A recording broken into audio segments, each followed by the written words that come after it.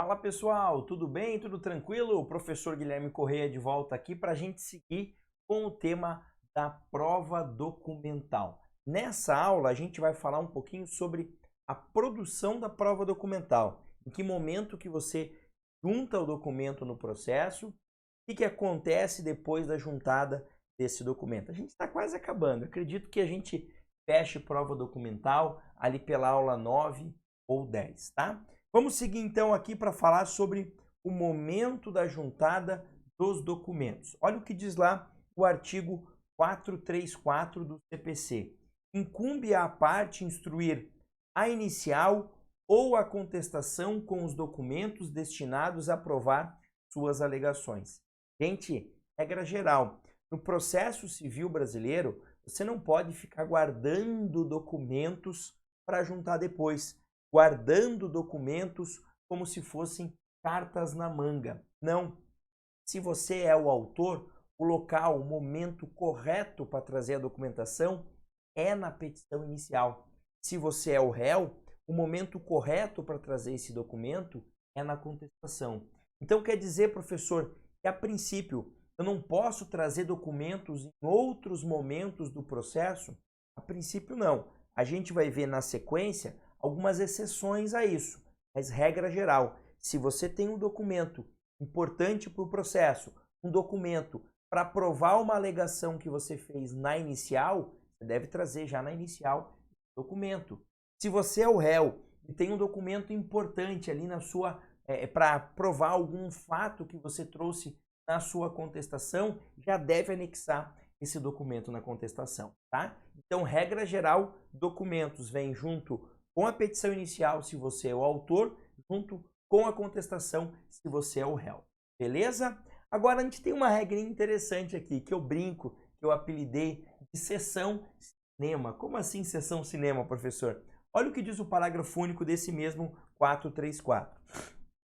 Quando o documento consistir em reprodução cinematográfica, seja um vídeo ou fonográfica, um áudio, a parte deverá trazê-lo nos termos do caput, ou seja, traz ele na sua petição inicial ou na contestação, mas sua exposição será realizada em audiência, intimando-se previamente as partes. Olha que coisa estranha e difícil de acontecer. Na prática, eu nunca vi isso acontecer, mas basicamente é o seguinte: o autor trouxe lá um vídeo na inicial dele para provar algum fato. E traz na inicial, o juiz teria que marcar uma audiência para ver essa gravação que foi trazida. Intima as partes para participarem. Por isso que eu brinco, é a sessão cineminha. A ideia é verificar se há algum problema nesse vídeo ali. Mas isso na prática acontece o quê? O autor juntou lá um vídeo, eu réu acho que é falso, eu vou impugnar e acabou. Então, eu nunca vi alguém marcar essa sessão aqui, essa audiência que o Guilherme apelidou de sessão, tá? Para descontrair um pouquinho, só lembrar você, né, que hoje o nosso cenário aqui ele está com algumas coisinhas diferentes. Não sei se vocês perceberam. A Gabriela esteve aqui e colocou essa cadeirinha aqui, ó, e disse para deixar o Guibô em cima dessa cadeira. E aqui, ó, eu tô com uma plaquinha, tá? Eu fui homenageado na festa de encerramento lá da Universidade Positivo, onde eu leciono. E ano passado eu completei 10 anos de instituição. Então sigo lá 10 anos de casa. Achei legal deixar aqui também no cenário no dia de hoje. Beleza? Então, primeira parte da aula, entender que os documentos eu trago na nossa petição inicial, se eu sou o autor, trago na contestação, se eu sou o réu. Se é um documento em vídeo ou em áudio, marca-se uma audiência especificamente para assistir esse vídeo, para ouvir esse áudio aí. Beleza? Agora, prof, você falou que tem exceção, que tem situação assim que, tipo, eu posso juntar um documento em outro momento. Disse e repito, pode mesmo. Olha o que diz o 435. É lícito às partes, em qualquer tempo, juntar aos autos, tá, documentos novos. Olha isso aqui, ó. Vamos até destacar isso aqui, gente. Documentos novos, quando destinados a fazer prova de fatos ocorridos depois dos articulados, então, segunda possibilidade, ou para contrapô-los aos que foram produzidos nos autos. O que é isso? São 3 exceções, são 3 situações em que a lei me autoriza a juntar documentos após a inicial ou após a contestação. Então, se eu sou o autor, o momento correto é trazendo a inicial. Se eu sou o réu, o momento correto é trazendo a contestação. Mas, professor, eu quero trazer depois. Pode? Depende. Por quê? Se for uma dessas 3 exceções, sim. Primeira exceção, um documento novo. O que é um documento novo? Um documento que até então não existia. Beleza? Segunda situação, prova de fatos novos. Então, eu narro algumas situações fáticas na minha petição inicial. Depois disso, surgem novos fatos. Por exemplo, eu narro lá, eu estou entrando com uma ação, pedindo indenização por inscrição indevida. Depois disso, além de eles terem me inscrevido, eles me mandaram 3 cartinhas para minha casa cobrando a dívida. É um fato novo. Aconteceu depois daquilo que eu narrei na inicial. Então, para provar esses novos fatos, obviamente, posso trazer documentos. Ou para contrapor documentos trazidos pela parte. Então, o réu trouxe na contestação um documento. Eu tenho um outro documento que contraria esse que ele trouxe. Eu posso? Posso. Problema nenhum. Repito, é exceção, isso é excepcional. Se o seu caso não se encaixa na exceção, ele segue a regra. E a regra é documentos na inicial, documentos na contestação, caso você esteja no primeiro caso autor ou no segundo réu. Tá? Aqui, uma quarta exceção. Então tem muita exceção? Tem, mas ainda assim são exceções. Olha o parágrafo único. Admite-se também a juntada posterior de documentos formados após a inicial ou a contestação, bem como dos que se tornaram conhecidos, acessíveis ou disponíveis após esses atos, cabendo à parte que os produzir comprovar o motivo que a impediu de juntá-los anteriormente e incumbindo ao juiz, em qualquer caso, avaliar a conduta da parte de acordo com o artigo 5º, que é o artigo que fala da boa-fé. Aqui é o seguinte, a regra é simples. Tem documento que é novo, mas tem documento que não é novo. Só que eu acesso a ele antes. Eu não sabia da existência dele antes. Então eu vou poder juntar e dizer, olha, juiz, estou juntando agora, porque eu não sabia desse documento, vou argumentar. Vou demonstrar para ele que eu não trouxe antes, não porque eu não quis, mas porque eu não sabia, porque eu não tinha acesso a esse documento. E o juiz vai ponderar. Você está agindo ou não de boa fé.